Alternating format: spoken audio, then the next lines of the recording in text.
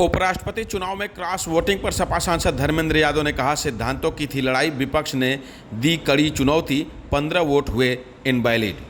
गाजीपुर में आजमगढ़ से समाजवादी पार्टी के सांसद धर्मेंद्र यादव ने उपराष्ट्रपति चुनाव पर बड़ा बयान दिया है। उन्होंने कहा कि एनडीए की जीत पहले से तय थी क्योंकि उनके पास संख्या बल मौजूद था, लेकिन सवाल जीत या हार का नहीं था बल्कि ये सिद्धांतों की लड़ाई थी। धर्मेंद्र यादव ने कहा कि विपक्ष ने मजबूती के साथ मुकाबला किया है और जो लोग यह मान बैठे थे कि वो निर्विरोध ही पद पर पहुंच जाएंगे, उन्हें कड़ी चुनौती दी गई है। नेपाल मामले पर भी धर्मेंद्र यादव ने प्रतिक्रिया दी है और कहा कि दोनों देशों के बीच अमन चैन बना रहना चाहिए। फिलहाल पूरे मामले में सपा सांसद धर्मेंद्र यादव ने और क्या कुछ कहा, खुद सुने।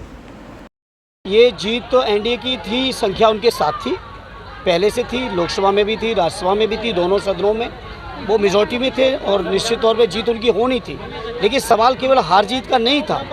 जिस दिन हम लोगों ने, विपक्ष के लोगों ने, हमारे नेताओं ने सुदर्शन रेड्डी साहब को विपक्ष का उम्मीदवार घोषित किया था, उस दिन ही कहा था कि लड़ाई हार जीत की अकेले नहीं है, ये लड़ाई सिद्धांतों की है, ये लड़ाई लोकतंत्र को बचाने की है, ये लड़ाई संविधान को बचाने की, जो हम लोग लड़ाई लड़ रहे हैं उसी की एक और कड़ी है। और के साथ कह सकते हैं विपक्ष ने बहुत मजबूत लड़ाई लड़ी और पिछले 11 सालों में जो लोग अपने को अपराजय समझते थे, जो लोग समझते थे किसी भी पद पर हम निर्विरोध हो जाएंगे, उनके सामने एक बहुत कड़ी और मजबूत चुनौती विपक्ष ने पेश की है, वो आपके सामने है। क्रॉस वोटिंग पे क्या बोलेंगे सर? देखिए, अभी चूँकि मेरी किसी से बात नहीं हुई है, जो लोग एजेंट थे काउंटिंग में थे, हाँ 15 वोट इनवैलिड की सूचना मुझे ज़रूर है, लेकिन हम इतना ही कह सकते हैं विपक्ष बहुत मजबूती के साथ और चट्टान करेगी।